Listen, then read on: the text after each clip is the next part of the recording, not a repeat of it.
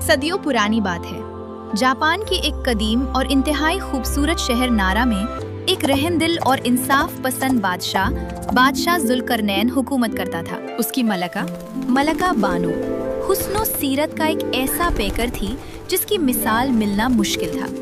وہ انتہائی شریف، نرم دل اور عبادت گزار خاتون تھی۔ بظاہر ان کی زندگی ہنسی خوشی گزر رہی تھی۔ محل میں ہر طرح کی نعمت موجود تھی، کنیزیں اور غلام حکم کے منتظر رہتے، لیکن ان دونوں کی زندگی میں ایک ایسی کسک تھی جو انہیں اندر ہی اندر کھائے جا رہی تھی۔ ان کی شادی کو 10 سال کا طویل عرصہ گزر چکا تھا، مگر محل کا آنگن ابھی تک بچے کی کلکاریوں سے محروم تھا۔ بادشاہ اکثر سلطنت کی امور نپٹانے کے بعد جب تنہائی میں ملکہ کو اداس دیکھتا تو اس کا اپنا دل بھی بھر آتا۔ ایک روز ملکہ بانو کا دل بہت اداس تھا۔ وہ اپنی خاص اور انتہائی خوبصورت بیگھی میں سوار ہوئی، جسے ایک وفادار اور ہنرمند کوچبان چلا رہا تھا۔ ملکہ نے شہر کی ایک قدیم اور مقدس عبادت گاہ کا رخ کیا۔ ملکہ بانو وہاں پہنچی اور اپنا سر چوکھٹ پر ٹیک دیا اور رو رو کر اپنے رب سے اولاد کے لیے گڑ گڑا کر دعائیں مانگنے لگی۔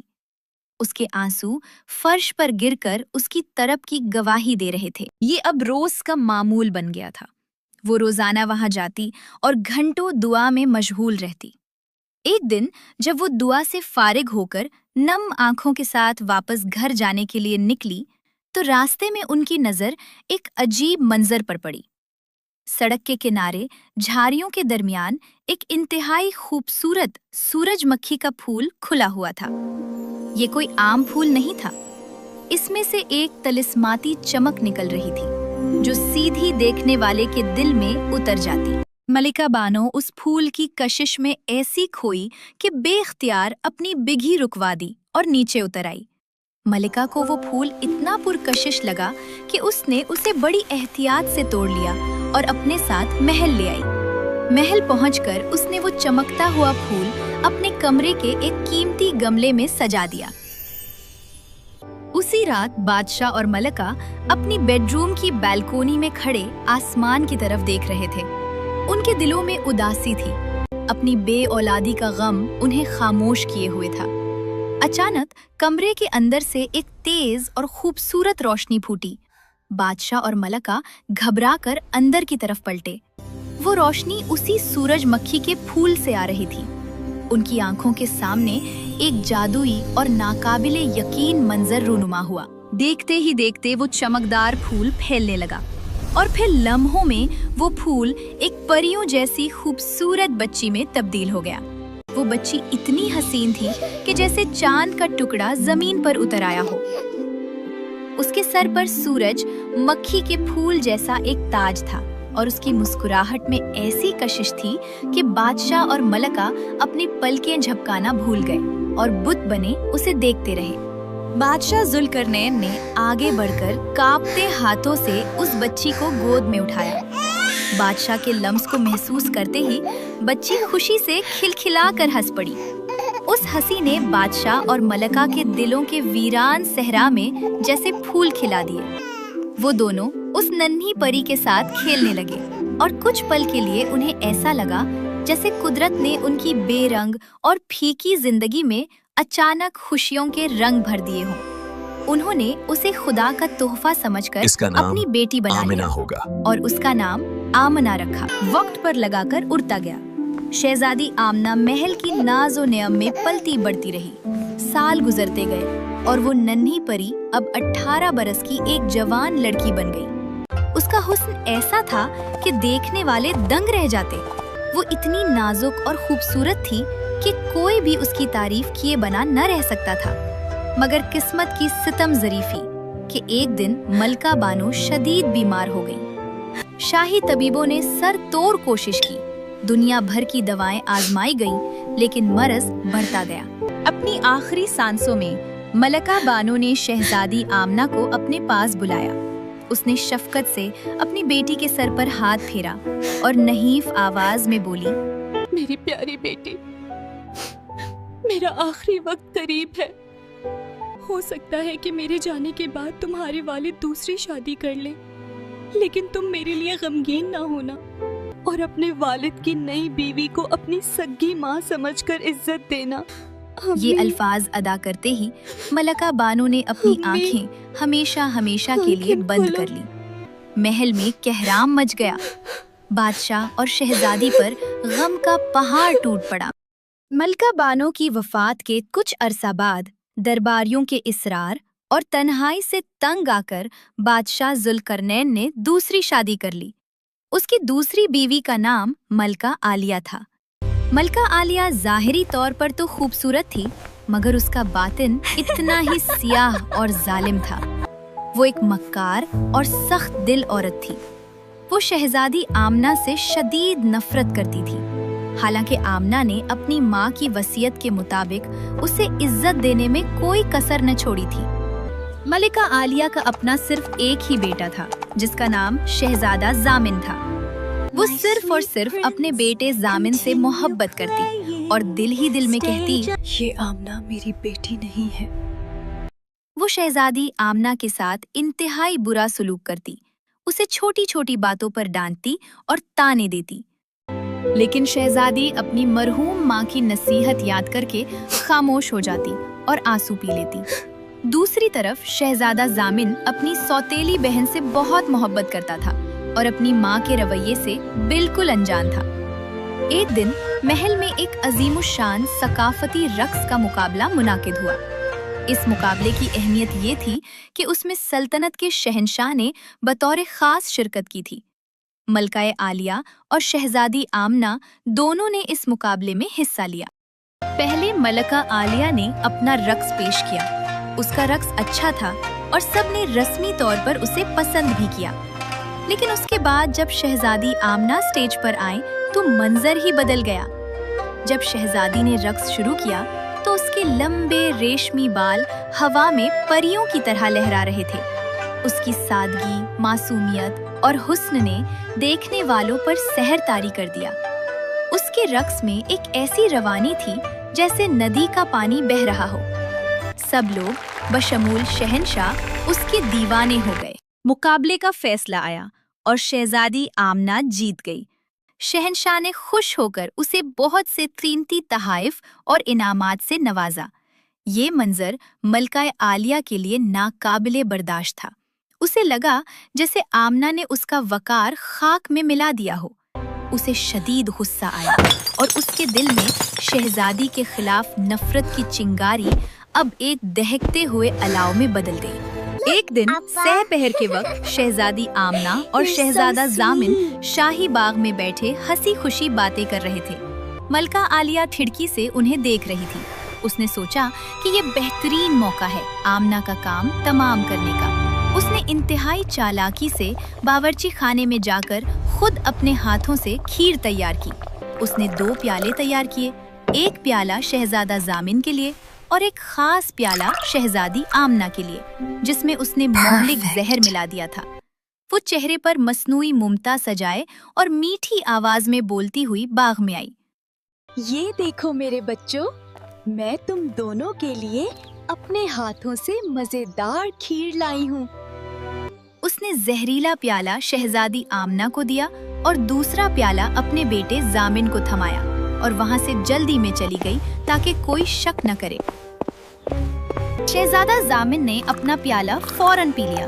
جب شہزادی آمنہ اپنا پیالہ پینے لگی تو شہزادہ ضامن نے، جس کی بھوک ابھی مٹی نہیں تھی، فوراً آمنہ کے ہاتھ سے پیالہ لیا اور معصومیت سے بولا، آپی، مجھے بہت بھوک لگ رہی ہے، کیا میں یہ بھی پی سکتا ہوں؟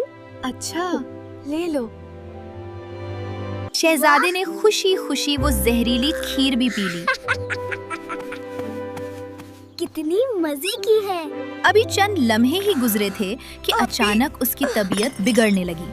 اس کا رنگ نیلا پڑ گیا اور وہ تڑپ کر زمین پر گر گیا۔ شور سن کر ملکہ عالیہ ننگے پاؤں وہاں دوڑتی ہوئی آئی۔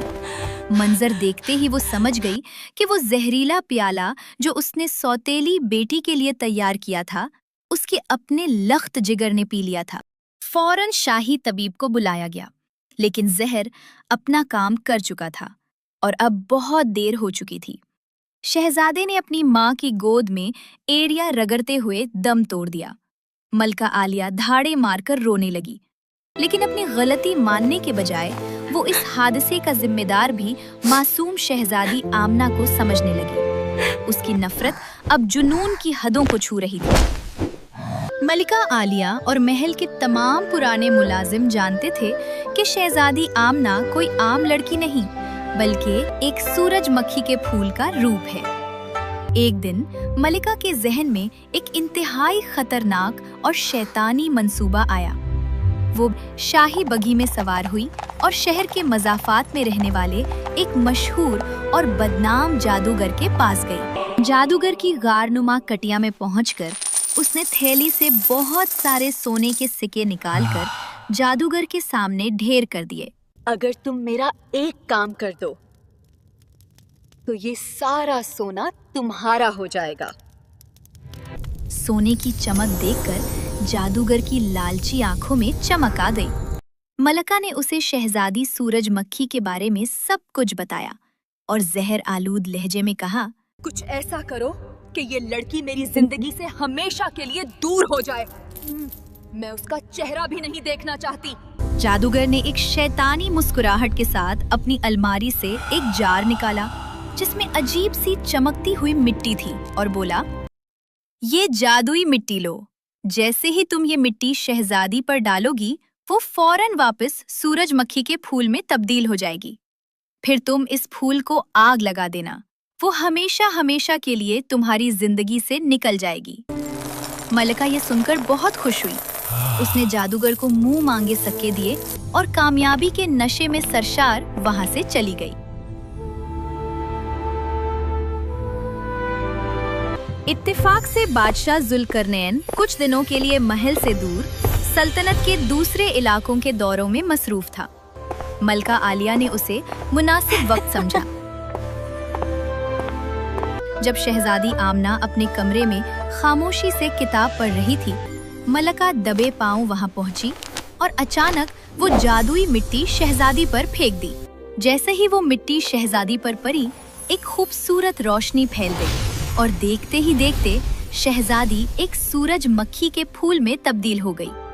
मलका ने नफरत से उस फूल को उठाया और उसे आग लगा दी और वो खूबसूरत फूल जलकर राख हो गया। फिर वो हंसते हुए मुतमईन होकर वहां से चली गई।